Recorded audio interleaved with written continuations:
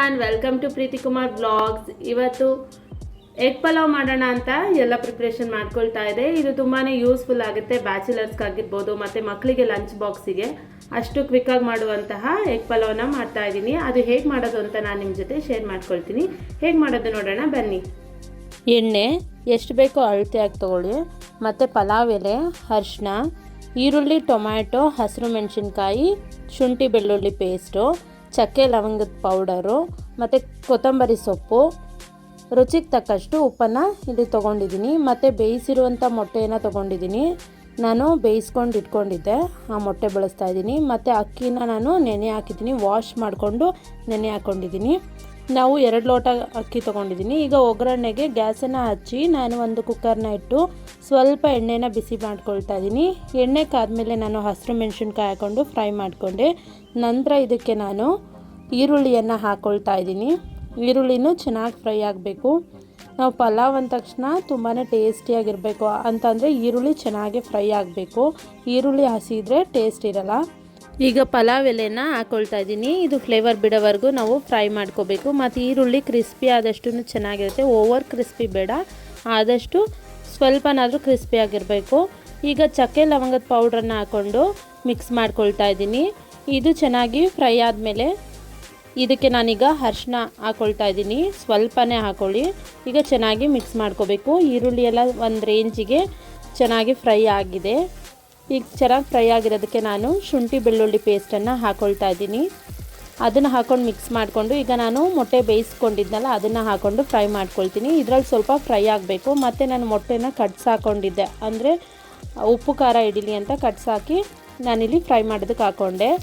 ನಂತರ ನಾನು ಇದಕ್ಕೆ ಟೊಮ್ಯಾಟೊ ಹಾಕ್ಕೊಂಡು ಫ್ರೈ ಮಾಡ್ತಿದ್ದೀನಿ. ಟೊಮ್ಯಾಟೊ ಸಾಫ್ಟ್ ಆಗಬೇಕು. ನಾನು ಮೊದಲೇ ಟೊಮ್ಯಾಟೊ ಹಾಕಿದರೆ ನೀರು ಬಿಟ್ಕೊಳ್ತಿತ್ತು ಅಂದ್ಬಿಟ್ಟು ನಂತರ ನಾನು ಟೊಮ್ಯಾಟೊನ ಹಾಕ್ಕೊಂಡೆ. ಈಗ ನಾನು ಅಕ್ಕಿನ ನೆನೆಸಿಟ್ಕೊಂಡಿದ್ನಲ್ಲ ಅದನ್ನು ನಾನು ನೀಟಾಗಿ ನೀರಲ್ಲಿ ಮತ್ತೆ ವಾಶ್ ಮಾಡಿ ನೀರನ್ನ ಚೆಲ್ಬಿಟ್ಟು ಈಗ ಅಕ್ಕಿಯನ್ನು ಹಾಕ್ಕೊಳ್ತಾ ಇದ್ದೀನಿ. ನಾನು ಇದಕ್ಕೆ ಮೊದಲೇ ಉಪ್ಪು ಹಾಕಿರಲಿಲ್ಲ. ಈಗ ನಾನು ಸ್ವಲ್ಪ ಚೆನ್ನಾಗಿ ಅಕ್ಕಿ ಫ್ರೈ ಆದಮೇಲೆ ಅದಕ್ಕೆ ಎಷ್ಟು ಬೇಕೋ 2 ಗ್ಲಾಸ್ ಅಕ್ಕಿಗೆ ನಾನು 1 ಮಗ್ಗಷ್ಟು ನೀರನ್ನು ಹಾಕ್ಕೊಂಡೆ. ಅದಾದಮೇಲೆ ನಾನಿದು ಸ್ವಲ್ಪ ರುಚಿಗೆ ತಕ್ಕಷ್ಟು ಉಪ್ಪನ್ನು ಹಾಕ್ಕೊಳ್ತಾ ಇದ್ದೀನಿ. ನೀವು ಸಹ ರುಚಿಗೆ ಎಷ್ಟು ಬೇಕೋ ಅಷ್ಟನ್ನೇ ಹಾಕ್ಕೊಳ್ಳಿ. ಈಗ ನಾನು ಸಣ್ಣಗೆ ಹೆಚ್ಕೊಂಡ್ರಂಥ ಕೊತ್ತಂಬರಿ ಸೊಪ್ಪನ್ನು ಬಳಸಿ ಈಗ ನಾನು ಮಿಕ್ಸ್ ಮಾಡ್ಕೊಳ್ತಾ ಇದ್ದೀನಿ. ಚೆನ್ನಾಗಿ ಮಿಕ್ಸ್ ಮಾಡ್ಕೋಬೇಕು. ಇದು ಕುಕ್ಕರಲ್ಲಿ ಮಾಡ್ಕೊಳ್ಳೋದ್ರಿಂದ ನಾವು ಏನು ಮಸಾಲೆ ಹಾಕಿದ್ರೂ ಅದು ಮೇಲ್ಗಡೆ ವಿಷಲ್ ಬಂದಾಗ, ಅಂದರೆ ಈ ಟೊಮ್ಯಾಟೊ ಈರುಳ್ಳಿ ಎಲ್ಲ ಮೇಲ್ಗಡೆನೇ ಬಂದುಬಿಟ್ಟಿರುತ್ತೆ. ಅಕ್ಕಿ ಅಂದರೆ ತಳ ಹಿಡಿಯೋಂಥ ಚಾನ್ಸಸ್ ಇರುತ್ತೆ. ಆದ್ದರಿಂದ ನಾವು ಮಿಕ್ಸ್ ಮಾಡಿ ಹಾಕಬೇಕು. 1 ವಿಷಲ್ ಬಂದರೆ ಸಾಕು. ಈಗ ಕುಕ್ಕರ್ ಕೂಲಾಗಿದೆ. ಈಗ ನಾನು ಓಪನ್ ಮಾಡ್ತಿದ್ದೀನಿ. ಎಷ್ಟು ಚೆನ್ನಾಗಿ ಕಾಣಿಸ್ತಿದೆ. ನಾನು ಮೊದಲೇ ಹೇಳಿದೆ, ಎಲ್ಲ ನಾವು ಏನೇ ತರಕಾರಿ ಹಾಕಿದ್ರು ಅಂದರೆ ಟೊಮ್ಯಾಟೊ ಈರುಳ್ಳಿ ಎಲ್ಲ ಮಸಾಲೆ ಎಲ್ಲ ಮೇಲ್ಗಡೆ ಬಂದುಬಿಟ್ಟಿರುತ್ತೆ. ಅದರಿಂದ ನಾನು ನೀಟಾಗಿ ಮಿಕ್ಸ್ ಮಾಡ್ಕೊಳ್ತಾ ಇದ್ದೀನಿ. ಅಕ್ಕಿ ಹೊಡಿಬಾರ್ದು, ಅಂದರೆ ಅಕ್ಕಿ ಛಿದ್ರ ಆಗಿಬಿಟ್ರೆ ಒಂಥರ ನುಚ್ಚಕ್ಕಿ ಥರ ಆಗುತ್ತೆ ಅಂತೇಳಿ ನಾನು 1-2 ಸಲ ಅಷ್ಟೇ ಮಿಕ್ಸ್ ಮಾಡ್ಕೊಂಡಿದ್ದು. ನೀವೇ ನೋಡ್ತಾ ಇದ್ದೀರಾ ಎಗ್ ಪಲಾವ್ ಎಷ್ಟು ಚೆನ್ನಾಗಿದೆ. ಟೇಸ್ಟ್ ಮಾಡೋಣ ಬನ್ನಿ ಹೇಗಿದೆ ಅಂತ ಹೇಳ್ತೀನಿ.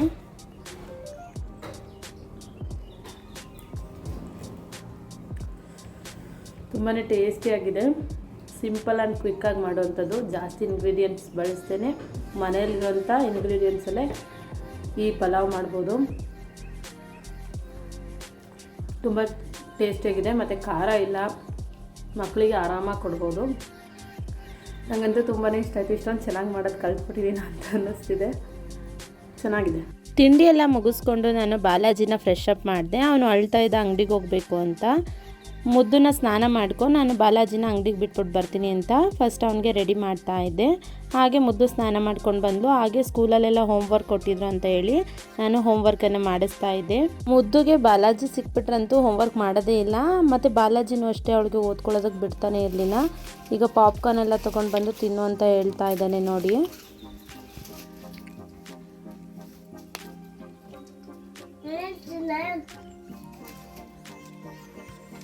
ಇವರಿಬ್ಬರು ಎಷ್ಟೇ ಕಚ್ಚಾಡಿದ್ರೂ ಸಹ ತಿನ್ನೋ ವಿಷಯದಲ್ಲಿ ಶೇರ್ ಮಾಡ್ಕೊಂಡು ತಿಂತಾರೆ. ಹಾಗೆ ಇವನು ಹೋಮ್ವರ್ಕ್ ಬರೆಯೋದಕ್ಕೆ ಬಿಡ್ತಾ ಇರಲಿಲ್ಲ. ಅದು ಇದು ತಲಾಟೆ ಮಾಡ್ತಿದ್ದ ಅಂತೇಳಿ ಅವನಿಗೆ ಲ್ಯಾಪ್ಟಾಪಲ್ಲಿ ನಾನು ಯೂಟ್ಯೂಬ್ ವೀಡಿಯೋಸ್ ಹಾಕ್ಕೊಟ್ಟಿದ್ದೆ, ಅವ್ನು ನೋಡ್ತಾ ಇದ್ದ. ಹಾಗೆ ನಾನು ಮುದ್ದುಗೆ ಹೋಮ್ವರ್ಕ್ ಮಾಡಿಸ್ತಿದ್ದೆ. School homework ಮಾಡಿಸಾಗಿತ್ತು.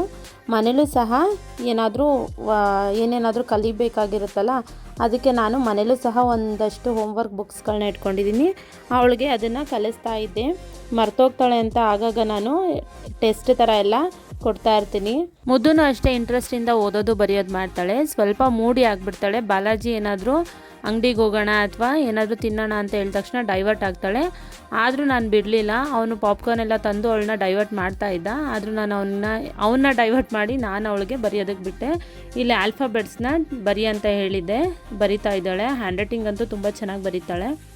ಅಂದರೆ ನಾನು ಸ್ಟಾರ್ಟಿಂಗಿಂದನೂ 4 ಲೈನ್ಸು 2 ಲೈನ್ಸಲ್ಲೇ ಸ್ಟಾರ್ಟ್ ಮಾಡಿದ್ದು. ಚೆನ್ನಾಗಿ ಬರೀತಾ ಇದ್ದಾಳೆ. ಮುದ್ದು ಹೋಮ್ವರ್ಕ್ ಮುಗಿಸಿ ಈಗ ಆಚೆ ಹೋದ್ಲು ಆಟ ಆಡ್ತೀನಿ ಅಂತ, ಅಂದರೆ ಕಾಂಪೌಂಡಲ್ಲೇ ಆಟ ಆಡ್ತಾಳೆ. ಈ ವ್ಲಾಗ್ನ ನಾನು ಇಲ್ಲಿಗೆ ಎಂಡ್ ಮಾಡ್ತಾ ಇದ್ದೀನಿ. ಐ ಹೋಪ್ ಈ ವ್ಲಾಗ್ ಎಲ್ರಿಗೂ ಇಷ್ಟ ಆಗಿದೆ ಅಂದ್ಕೊಳ್ತೀನಿ. ಲೈಕ್ ಮಾಡಿ, ಶೇರ್ ಮಾಡಿ, ಕಮೆಂಟ್ ಮಾಡಿ, subscribe to my YouTube channel. Thank you.